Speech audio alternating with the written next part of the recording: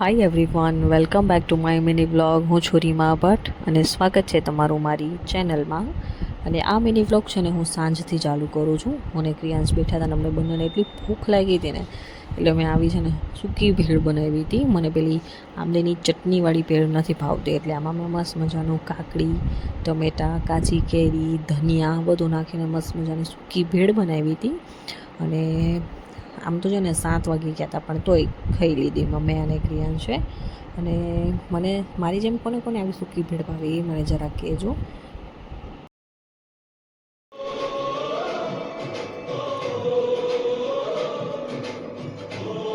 કરો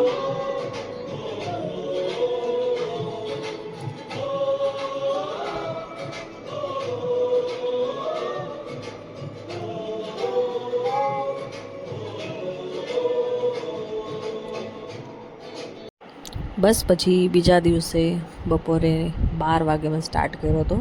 અને આજે અમારે જવાનું હતું સમલા, એક પંચમુખી હનુમાનજીનું મંદિર છે અમારા રિલેટિવને ત્યાં.